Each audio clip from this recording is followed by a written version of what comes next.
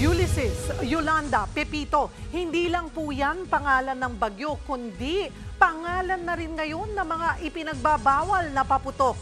Yan at iba pang uri ng mga paputok ang ininspeksyon ng PNP sa mga tindahan sa Bukawi, Bulacan. Nasa frontline ng balitang yan, si Brian Castillo.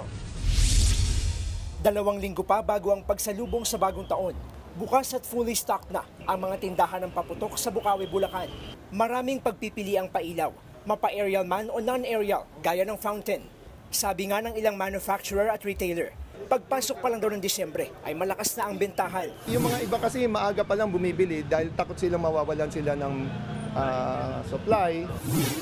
At tiyempo sa mataas na demand ay ang diskarte ng mga gustong kumita ng hindi patas. Nariyan ang pag-import ng mga ipinagbabawal na paputok. Umaaray din ang mga negosyante sa pagtindi ng kompetisyon dahil sa mga nagbebenta online.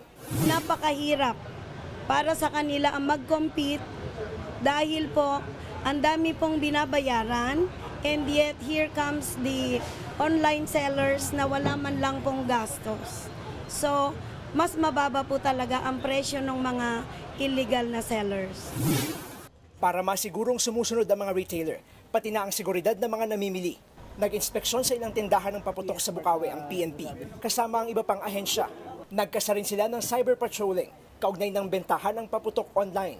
Babala pa ni PNP Chief Police General Romel Marbil, delikado rin daw ang pagpapadeliver ng mga paputok.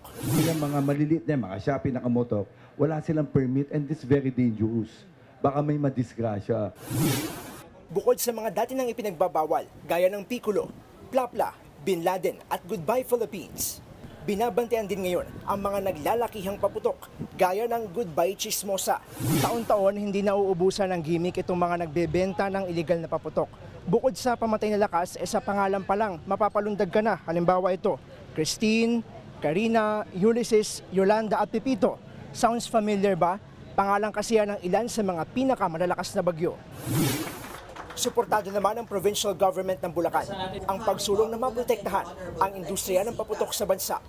Kaya sa halip na ipagbawal, turuan na lang daw ang publiko ng wastong pagbebenta at paggamit nito.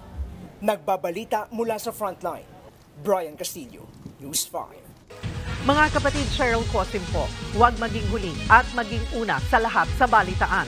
Para sa tuloy-tuloy na talakayang sa frontline, mag-follow at mag-subscribe sa social media pages ng News 5.